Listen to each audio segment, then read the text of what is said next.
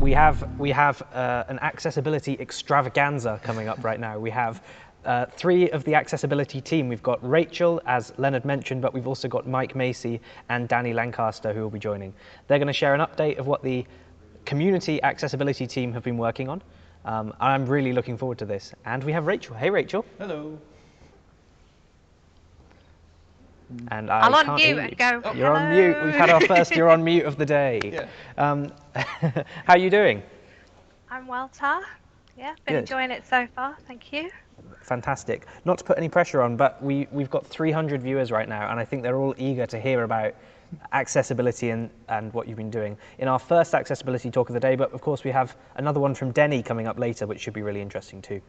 I won't hold you up much longer because I'm really excited to hear what you're going to say. So take it away, Rachel. Excellent. Thank you. So I want to say thank you all for coming to our talk. We wanted to give you an update on how the accessibility amends are progressing in the back office. But before we start, we do want to say a shout out to everyone that's helped out with the project.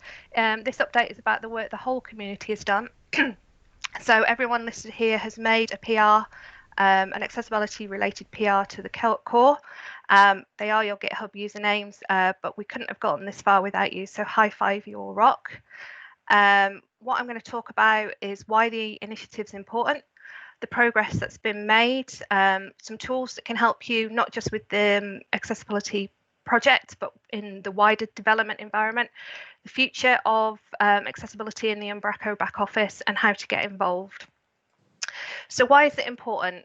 There's 1 in 5 people have some form of disability, and we want to make sure that Umbraco is inclusive as possible for everyone.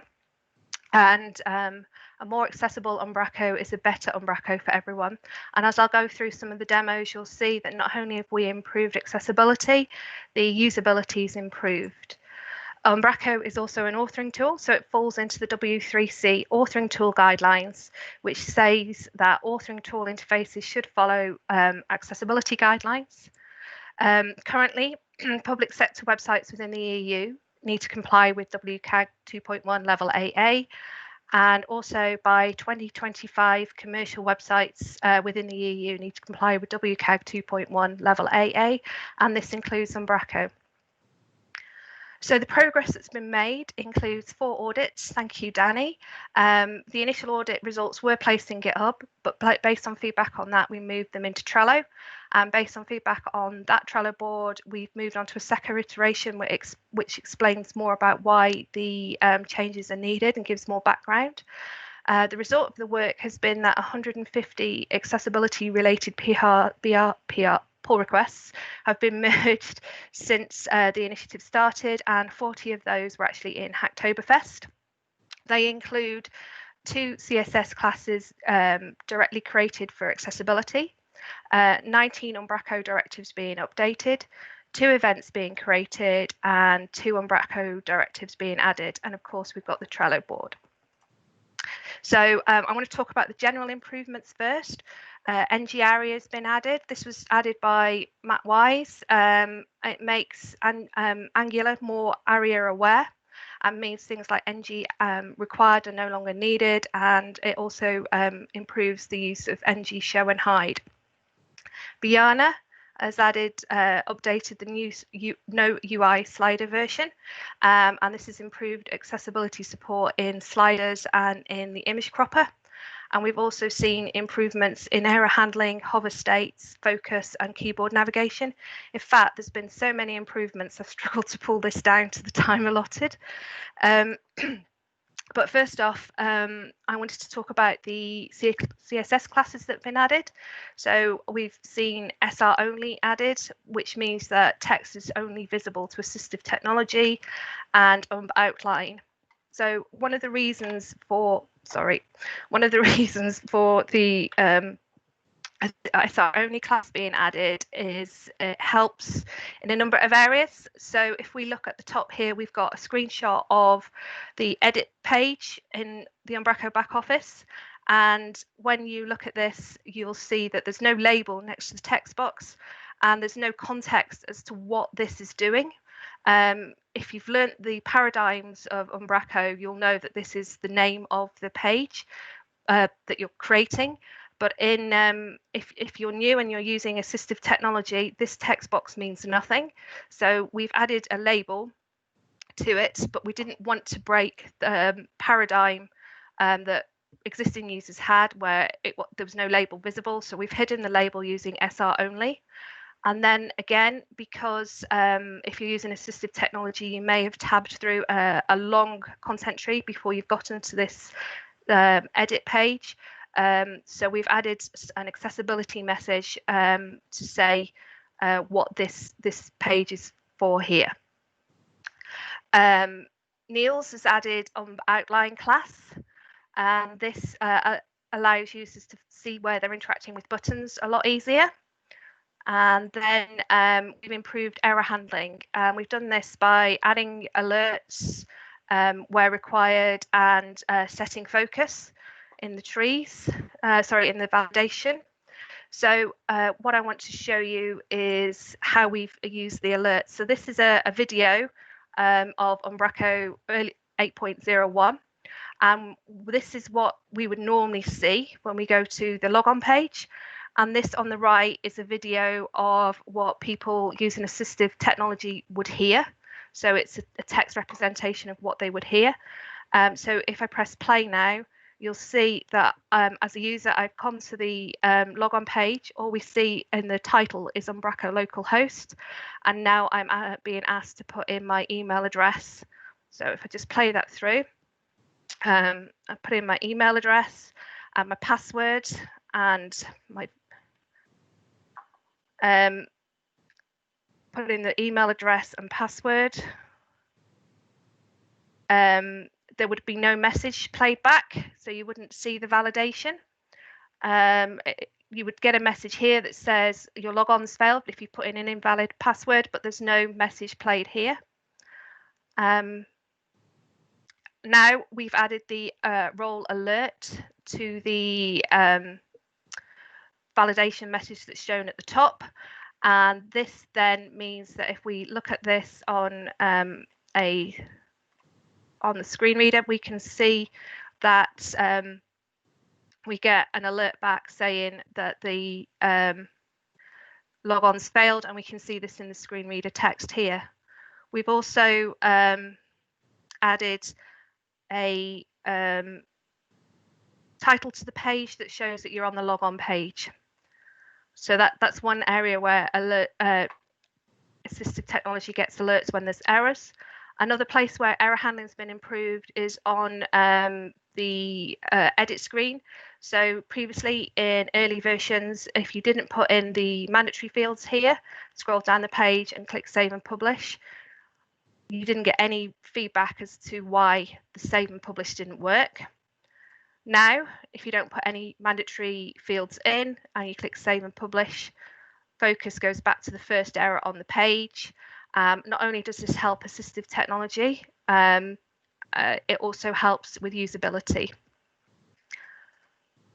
The keyboard navigation has been improved. So previously, to get into a menu item, you would click on the create link in this example, and then if you try to tab through the menu, you'd end up at the do something else down here, and then you could tab into that and it actually tabs around the screen behind. Now you can tab into the menu and tab through the sub items. And that's been improved by the improved semantics. We've seen them throughout the site. There's still a few to do, but in essence, you should never put interactions on anything other than a button or a link. And in early versions of Umbraco, the interactions were on the LIs and on the divs. So this is why we couldn't tab into it and why assistive technology may not be able to interact with it. So that's been moved from being in the LI to being on a button, and now we're able to interact with it. There's still a few places left to do, but it's coming along really nicely. And the feedback from Umbraco HQ has been the keyboard navigation improvements are super helpful. Even if you don't have any disabilities, there's much fewer need to grab the mouse while doing your Umbraco work, which can help a lot in productivity. as part of the work, we've seen a huge number of directives updated for accessibility reasons. And if you've got packages or content apps that use these directives, those will also be more accessible if your users are using the latest versions of Umbraco. I've extended umb-editor header as I showed. It will, you pass in now a localization for the accessibility message, and you can determine if you want the page title being set automatically or not based on the properties. This is by default set to false because there's quite a few areas initially where we needed to work through the implications of the change. So if you want to hook into that, you can also use this set accessible header event. And if you just want to change the title, there's a change title event, which I'll show you now. So previously in Umbraco, early versions of Umbraco, if you navigated through the tree, the header would just continue to say content if you're on the content tree, and continue to say media if you're on the media tree, and so on. We've added this scope emit change title, and this will set the page title. So now you've got more context about what's going on. And this has been done because there are places on the site where when the page gets initialized, it doesn't actually know what's being edited until you hit the editor header directive. And indeed, in some places, like in the user create and edit screen, it's not until the whole screen's been loaded that you actually know what's being maintained. But you can hook into these events there. There's been a couple of new directives added: focus lock by Jan, and umb-icon, which is brand new in 8.8 by Mike Macy. Focus lock, before this was added, if you loaded up an overlay and you tried to tab around it, you would tab around the screen behind and not in the overlay. Now, if it's loaded, you tab around in the overlay and you can't tab in the screen behind. And to interact with this, Jan has made it really simple for reuse. It's literally 3 lines of code. In the view, you add on focus lock. So this is example code from the overlay view. And in the overlay service, you would Jan's added add inert attribute when it opens and remove inert attribute when you click close. And he's just made it so simple. It's brilliant. Behind the scenes, the focus lock service adds an inert attribute, as you can see, and this is then polyfilled. So every interactive element in the main screen gets a tab index of -1, meaning it's not possible to tab into the overlay. They're also set to area hidden equals true, which means it's not visible to screen readers too. Ideally, the inert attribute would be enough to set on the entire section, but due to browser support not being fully implemented, it's relying on a polyfill to do a lot of the heavy lifting. And without the focus lock directive, we would also be able to tab into the address bar. Jan demoed this at Candid Contributions Hackathon, and Callum said it just makes sense and is good UX. So I got a bit carried away there. I want to show you Mike's umb-icon directive, but before I do want to show you how some people may use some assistive technology to help with reading websites. So I've got a website here that's got some text on it, but some people may not be able to understand the text easily, so they may use a font changer, such as the Google font changer here, and then you can apply different styles and fonts to the screen to make it easier for how you would read the site, and this could then make the whole make every website consistent for you.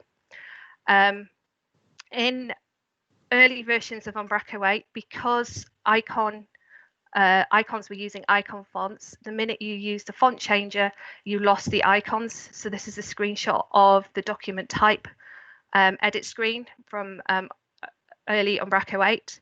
Now, because it's been implemented, we can use SVG icons to show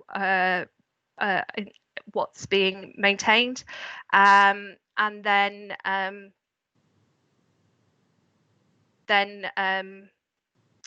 it also helps performance improvements in the back office, as well as being more accessible. So to work with the Umbraco icon directive within your own site, within your own packages, you would add your SVG icons to the Umbraco assets folder.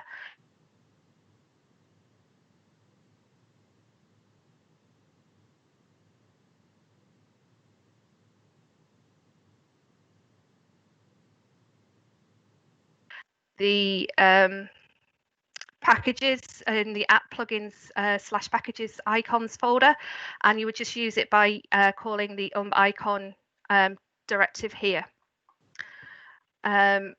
Mike's also added a couple of get icon endpoints, one which you pass in the name of the icon and it will return JSON, and one that will return all the icons in the that are in the packages. We shouldn't forget that Umbraco falls into authoring tool guidelines. So as developers, we need to make sure that we create accessible content and generate standard markup. Umbraco itself should also provide ways of checking and correcting inaccessible content. So as part of this final point, Funka have a project called We4Authors, and this is looking at helping authoring tools such as Umbraco aid authors in creating accessible content. We4Authors is a cluster project which Sigma is part of, and it's working alongside a number of other content management systems such as Joomla, Drupal, SiteVision, and it's being observed by TinyMCE. A number of prototypes have been designed and will be tested in October. The cluster is looking for authors who use content management systems to help with the testing. So if you know of anyone who'd like to help out, please reach out to Danny, myself, or use this URL to get in touch. So what about the future of Umbraco and accessibility? I ran a Twitter poll earlier in the week, and it showed that there are still sites being actively developed and supported in versions 4, 6, and 7 of Umbraco. We're currently in Umbraco 8, which launched in early 2019. The next release of Umbraco will be vNext, and that will include the Umbraco 8 backend, and that's due for release in 2021. After that, there'll be a front-end rewrite. My guess, and I'm not holding anyone who's watching this to this release date, would be 2023. It's my guess, but that would mean if it was 2023, Umbraco 8 would be around for 4 years. And then if people still continue to support and develop in it, it'll be around a while after. So all accessibility PRs that we do and improvements we do will be around for a long time, and also any lessons we learn can be utilized for helping out with the front end rewrite. So please do get involved. As I said, there was a couple of tools that could be used to help you develop web accessible content easier and applications easier. The first tool that I'm going to quickly show you is the Web Accessibility Checker. This is an extension to Visual Studio, and there's also a Web Essentials plugin for Chrome that will interact with the accessibility checker, and then I'll show you the Wave Evaluation tool. So if we add the extension in and we click on a HTML page and click Check Accessibility and validate, you'll get the error messages back as to what's wrong with the HTML across the site, and you'll get it as errors where you really need to fix, warnings where we think it needs a fix, and some messages as well. You can also use browser link to test your accessibility, and I'll just launch that up now. And what this means is we can then navigate around the site and see any errors as we navigate, because we all build views out as we go along. We don't necessarily just show HTML. So I've loaded the site. I can go back into Visual Studio, run the accessibility checker and run it on all browsers. And again, I'll get errors and reports for that page back. And the errors are always reported as this icon. And a quick demo of Wave. So Wave's a plugin for most browsers. You click on Wave and it will give you an overview of the errors on the page. and you can click to get more details. And if you can't find it just looking at it visually there, if you turn off your styles, you may find the errors a lot easier. It's a quick demo of a couple of tools. Finally, if you want to get involved, please, there's a number of ways to do so. So you can add any accessibility related issues to the Umbraco issue tracker. You can help with PRs to fix issues. We've got the Trello board link there if you want to check out some PRs that you might want to help out with, and also reach out on Umbraco Slack on the accessibility channel there. So it's Hacktoberfest. If you want to help out with accessibility related PRs, there's obviously Umbraco, but Lee and Soren have reached out on Twitter to say they'd like some help with their contentment and Maristroika packages. So that's a nice way to get involved. And please do, it doesn't matter how big your pull request is, you can really make a difference. So we would all, from the accessibility team, would like to say thank you to everyone. Thank you.